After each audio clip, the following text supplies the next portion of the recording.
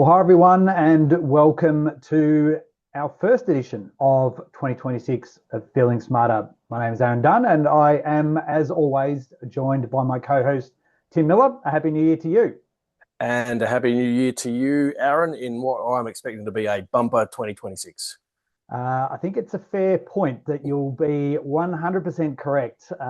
We got a nice little Christmas present on the 19th of December, and we'll briefly touch on that as we go through. But we really wanted to focus today on looking ahead, not necessarily crystal balling stuff, but looking at stuff that we know and understand and have, I guess, taken a leaf out of what we've seen within the previous year and multiple years even before that in some respects, as we lean into, as what you said, will be a fascinating 2026 year. And what we might do, Tim, to start with, is really look at what the Labor Party have done historically and what their narrative has been around superannuation and the potential for any further changes. Right, well, how historical do you want to go? Do we go back to the introduction of super guarantee with Paul Keating, or do we? Let's just stick with the last election, and now we're in their second term. Yeah, very good, very good. Okay, well, let's say that we entered a Labor government at the previous one term ago, and they said, no changes to superannuation, and then immediately dived into the introduction of Div 296 in its first form and the objective of super, of course, with an introductory date of post the election cycle was the first case there. So we're now into this second cycle, and so there's a bit of intrigue, I guess, around is with the objective firmly in place, the objective of super firmly in place, and a new raft of legislation released around Div 296. What other measures might we see from the Labor government, and what can we look back at historically to maybe give us some clues? And a couple of things you and I have spoken about have been potentially some long-awaited measures, such as the redefining of Australian super funds to assist self-managed super funds satisfy that requirement where we've got people overseas, is clearly an issue that I think you and I drag out every 6 months to talk about there. But another one is a measure that had been spoken about but by both the current government and the former government, the coalition government, in regards to changes around conditions of release and access to super, and really touching on this illegal early access stuff, but also, when should super be the first port of call in certain circumstances. So, I always have a bit of an intrigue around that because of the relationship between trusteeship and membership with self-managed funds. Yeah, and I guess a couple of the things that we've learned along the way from parliamentary joint inquiries and the range of things that have been Treasury discussions and so forth was financial abuse. So we'd seen a parliamentary joint committee undertake an inquiry around that and look at ways in which the rules might need to be tightened or adjusted to accommodate for those circumstances. And SMSFs were certainly a part of that, where you had sort of controlling behaviours within the trusteeship of the fund and the ability of the abused individual to potentially exit, and then can they get their superannuation monies and so forth. And I think the other one that kind of is a bit of a free hit in some respects is around the adjustments we might see for compassionate grounds, and in particular where the way in which it's currently being used seems to be beyond the scope or intent of what it was initially being eligible for. Yeah, and a lot of it to do with was particularly around, because we don't hear a lot about compassionate grounds when it comes to things like funeral expenses and modifications of homes and things like that. We tend to hear more about it with medical conditions and in some instances cosmetic procedures, and as often as we see commercials on social media for you can buy a house using your self-managed superannuation fund. Have you got $250,000? All those terrible commercials that we see there, you see that too. Like, have you thought about accessing your super to to get your teeth fixed Yeah. and blah blah blah, and they're Yeah, the and we even saw communication go out late last year to the Dental Association, just to inform people that, dentists, you're not actually qualified to do this stuff, so you can't really be pushing this barrow unless you've got an AFSL. Yeah, well, that's right. Which fits neatly into the same narrative of mortgage brokers and using super to purchase a Yeah, home type scenario, and so it's clearly where you've got individuals who have a vested interest in getting access to the money, making the decisions about accessing that money. It's always a key issue, and of course, with compassionate grounds, appreciating that the regulator is the one that makes the decision. And that was also, I guess, one of the areas around conditions of release was how much power should be handed over to the regulator, and whether things like financial hardship should move from a trustee decision to a regulatory decision as well, was one of the other sort of key measures that was discussed when talking about these conditions of release. So it will be interesting to see if we see any movement at all in that space during this year, but also during this parliamentary term. yeah, and I guess whilst we're on this topic of SMSFs and the fact that they've been, they do get targeted is probably, I don't know if that's the right word, but I'm going to use that word anyway, around the way in which people may invest. And we've naturally seen, the UGCs and the Dixons, and then First Guardian and those sort of things, all sort of bubbling around. And what's been quite interesting in the last few months is the fact that we've seen this concept being floated predominantly through the media at this stage, but that is code for let's get that sort of fed in and test the waters, is around whether SMSFs will have any further levies imposed on them to help deal with compensation. So we're talking specifically around the CSLR here. So to me, that's going to definitely be an interesting watch this year. The way in which the compensation scheme is currently being funded is massively disjointed and unfair, I guess, in the context of how much advisors are having to pay based upon the quantums of money that are involved here around compensation. But it's an interesting setting that the Labor Party is trying to establish by bringing SMSF trustees, in essence, into this to say, well, actually, no, you guys can actually pay your share as well. Yeah. Look, and I mean, and that stuff I think doesn't necessarily sit well with us No. from if I'm hedging my bets from an industry point of view. And so, you would certainly hope for something a little bit longer than a Div 296 2-week consultation period for something as significant as that to be introduced.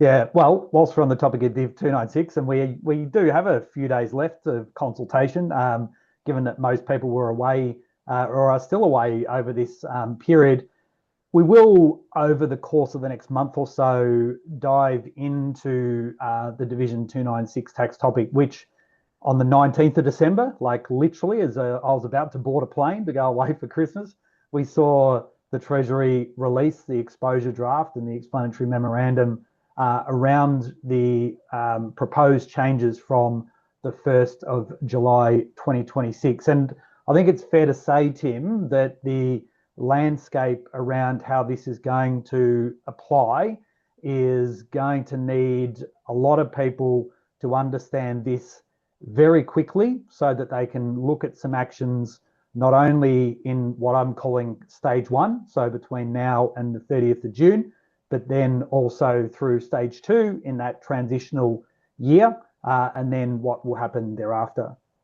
Yeah, and look, and as I say, we're going to spend a bit of time working through this, and so we won't elaborate too much today. But you and I have spent a reasonable amount of time already dissecting the legislation, and whether we like Div 296 or not from a concept point of view, we without sort of you don't want to express joy about this legislation, right? So let's be clear about that. But in both of our discussions and deep dive into it, it seems to be largely a well put together piece of legislation as far as it has thought through. Maybe not everything, but a lot more than the first effort went to. and so in that regard has addressed a number of the issues that the industry raised last time. Yeah. But because of the vocal nature of the previous consultation, despite there not not really being that advanced in consultation point of view, and saying that they didn't get any feedback about it, a lot of stuff has been introduced, but with it some changes that maybe we're not going to be too pleased about from an industry point of view. But sometimes you have to take your cake and eat it too, in regards to, if you want to be subject to and provided the ability to give feedback, then you have to be willing to accept that some of your comments will be taken on board, and some of what you thought were positive measures might be removed as part of any consultation. So the last one, Tim, that is interesting that will follow obviously throughout 2026 is the indexation of the cap. So we have two levers that we need to understand, both in the context of contributions through a WATI, but then also the general transfer balance cap, which we know is linked to inflation or CPI. So what do we need to understand and look out for when it comes to the potential of any or all of these caps increasing from the 1st of July 2026? Yeah, so look, I'll start the year with a bang on this, and I'll stake my reputation and my pre-1990 reputation on that our contribution caps are going to index, right? So look, jest aside, the numbers from the May AWOTI factors would indicate that, based on those numbers alone, that we will see an indexation of the cap to at least $32,500. So, if there's been significant wage growth up until the December quarter, we might see something else, but we would expect the concessional cap to go to $32,500, which means that the non-concessional cap will go up to 130. 130, doing the quick maths. Thank you for jumping in. And there. Then 390 for the bring forward, just to help you out there too. That's it. So, and we predicted that earlier in the year in a couple of our webinars that we did. What we were not so comfortable with from a staking our claims point of view is the indexation of the general transfer balance cap. So, where we saw the September quarter CPI numbers was sitting around and this is just in pure number talk here, 139.6, I think it was. And what we need to see to go to $2.1 million is that number being at 144.4, right? And so whilst there's still a lot of talk about index or sort of inflation at the moment, I don't think personally that the growth has been significant enough from September to December quarter to potentially warrant that indexation of the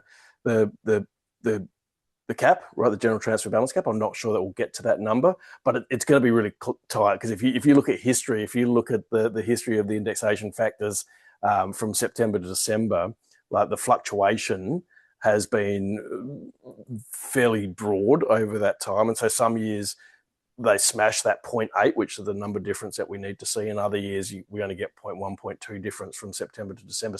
So hard to say with any certainty, but of course, we're actually now only about 20 odd days away from knowing for sure whether we're going to get indexation of the general transfer balance cap.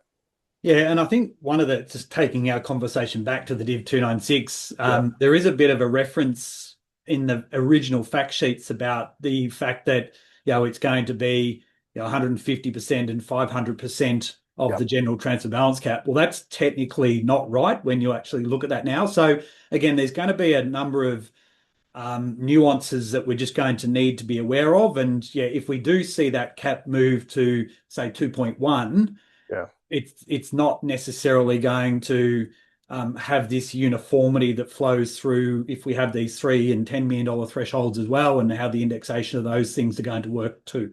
Yeah, and look, and to Treasury's credit, they indicated that in the explanatory memorandum as well, to say that that these numbers won't just naturally move together, that they're all based on different calculations, same calculation, different factors. So absolutely. Well, I think that is enough. I'm sure you may have some other items that will fill your bucket throughout 2026. From a technical perspective, I don't think Tim will see as much from the regulator. We've sort of a lot of those rulings that we've been waiting on, we've now seen finalised in that regard. The ATO, in my view, will really will probably stay focused on a lot of the illegal early access stuff, looking at, we saw the finalisation of the education directions and so forth. They've got a bit of work to do around, just making sure the system remains as robust as it can. Trustees are meeting their responsibilities of returns and so forth. So unless I'm reading it entirely wrong, the ATO is probably going to be focused on a lot of, in the SMSF context, he's going to be focused on a lot of that stuff. They've got obviously things like payday super that they're introducing, which is big enough in itself. But to me, that I think covers off most of what we'll see in this year. Is there any other sort of final things that come to your mind before we finish today's session? No, I think you're right there, and also implementation. So if Div 296 sees its way through Parliament as there's a great expectation that it will, then a lot of time will be spent from a regulatory point of view on implementation as well. So I would think that maybe we see a backing off there from the ATO, but maybe we never know what the next case law is that comes our way. So we saw some really good ones, interesting ones at least through 2025. So I hope that we continue to see that sort of trend. Of course, I hope it to be other people's clients that we see that we can then reference back to. But yeah, it's always good to see where the judiciary is compared to the regulator in that sense. Yeah, and to me, I guess the final thing is for practitioners generally is 1 July 2026 is going to be one of the most busiest dates that you've come across. And when you've got things like the introduction of payday super happening, then you've got the introduction of the Division 296 tax happening, then you've got the changes coming in around AML and counter-terrorist stuff for a whole range of other service providers and so forth. There's a lot of work that needs to get done in this first 6 months to get clients ready. So I guess from Tim and I, we will do our very best to keep you up to date with all that. Thank you once again, Tim, for being a part of not only all of last year, but looking forward to very much shaping the conversation again as we did in 2025, in 2026. Always a pleasure, and I enjoy going down that journey. Excellent. Have a great rest of the week. Bye, everyone. Bye.